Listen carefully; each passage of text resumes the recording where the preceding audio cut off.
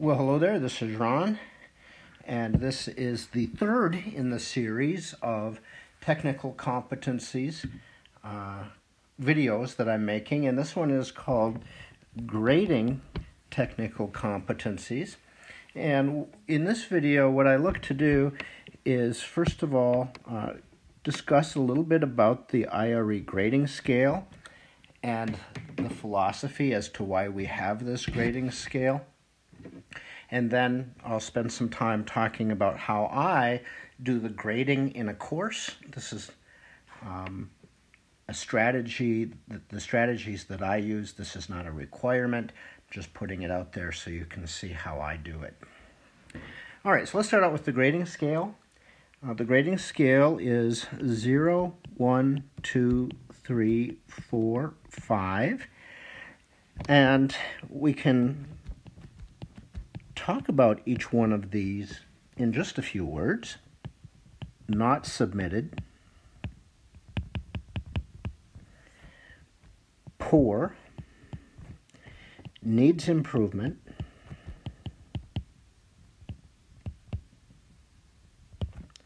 acceptable, desired, and exemplary. Now, the reason that we created this scale and use it is to help students stay motivated towards continuous improvement and to help them identify what are the targets they should be shooting for in becoming an engineer. And the target that they should be shooting for is desired. A 4 means that the student has achieved a level that we would like them to achieve in a course, in a presentation, in whatever event it is, and a 4 is where we would like our students to be at graduation. If they perform at 4 level, they have shown us that they can succeed in whatever it is we're asking them to do. But we don't want them to feel that because they've achieved that desired level, that there isn't still some place to go.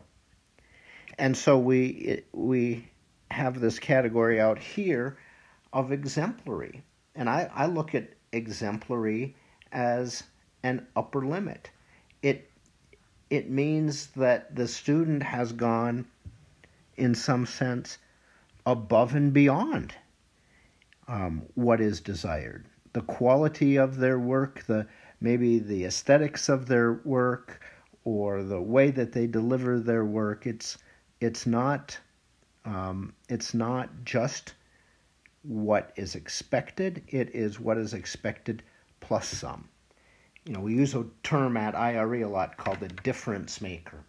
When someone is a difference maker in a company or a difference maker at IRE, they are achieving some status towards exemplary. Now, in the grading scale, and I've actually got a copy of it here. Let's see if I can fit it in.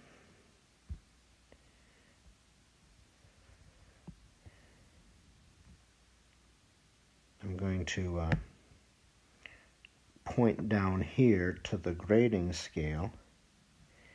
An A is a 4.33.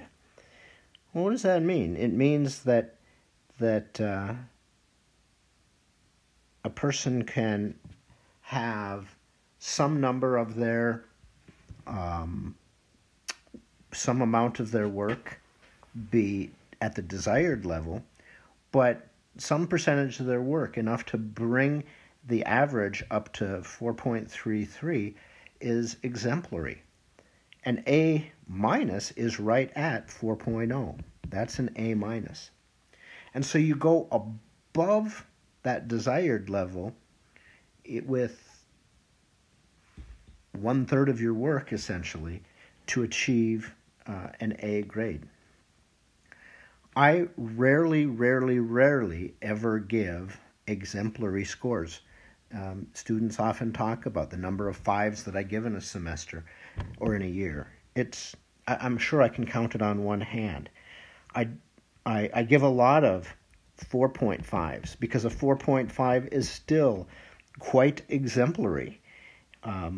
But it's the whole goal here is not to give a student an A in something and then let them think, oh, I've got it. I've nailed it.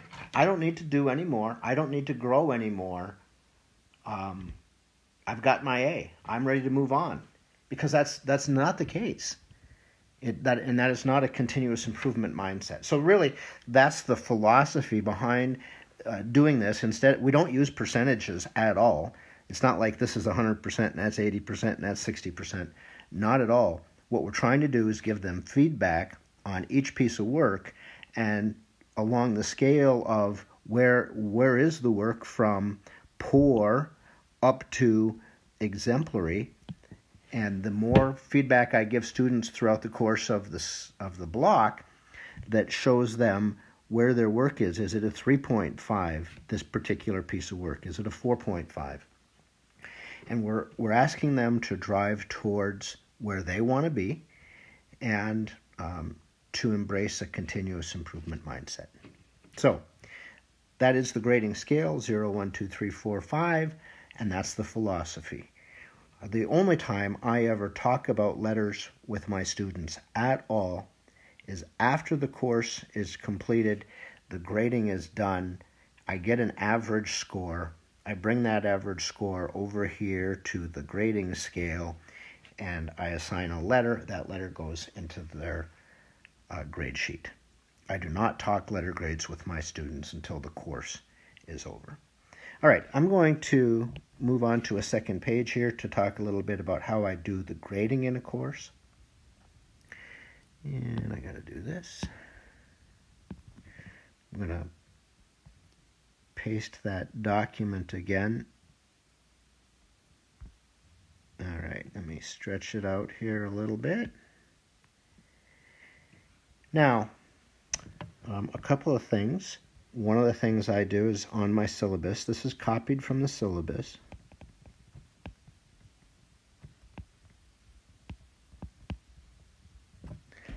I make a commitment.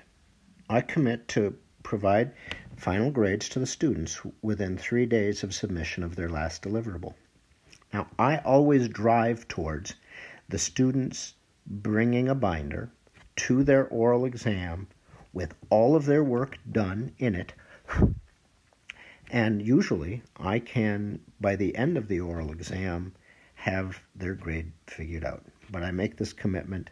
We've had troubles in the past where faculty members have not been timely in giving students their grades, and that is absolutely unacceptable. It's as unacceptable as students not doing the work, it's faculty not doing the work. So making a commitment like that and living to it is important. All right, so this chart is on my syllabus. I copy and paste it into a Google Sheet, and I let the Google Sheet do the work for me. And these are all the different deliverables. This is my thermodynamics in the spring of 2018, just to give you a sense of where we are in time and place here. And I use a scale of 1,000 points. You can use whatever scale you like, but the course is worth 1,000 points here. If I add up all the weightings, I get down here 1,000 points. Now, in their binder, I expect the students to, throughout the semester, have done a bunch of principal worksheets, formerly known as describes and also known as defines. And, of course, they will do an oral exam, the DLA, their homework, the homework problems, and then I have them take notes when they watch their videos, and so I actually do give them a score on that. In the semester, or in the block, I have them do all their reflections. I have that worth 100 points. And let's see.